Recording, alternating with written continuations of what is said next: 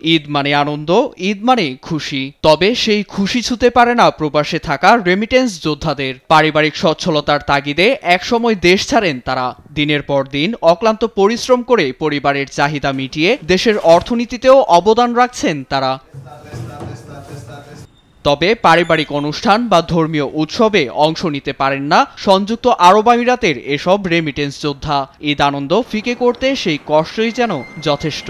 ও বাচ্চার জন্য মন তো অবশ্যই কাঁদে, যেতে পারতেছি না, সেমাই চিনি খাতাম, এখন তো এটা সম্ভব না। দেশ ছেড়ে অনেক দূর প্রবাসে আছি, মন তো চায় যে মা বাবা ভাই বোন ছেলেমেয়ের সাথে ঈদ করতে, কিন্তু সেটা তো আর হবে না। বাড়ির জন্য মন কাঁদলেও দায়িত্ব পালনে আপোষহীন প্রবাসীরা। ঈদ নামাজ আদায় করে পরিবারের সঙ্গে ফোনালাপ করেই কর্মব্যস্ত সময় পার করেন তারা। না, প্রবাসী জীবনে ঈদের আর কিসের বন্ধ, কোনো বন্ধ নেই। দেশের বাইরে ঈদ করতেছি, খুব কষ্ট হচ্ছে আসলে পরিবারদের জন্য, ছেলের জন্য, মায়ের জন্য, ভাই ব্রাদার সবাইকে নিয়ে ঈদ করতাম, এখন খুব কষ্ট হচ্ছে।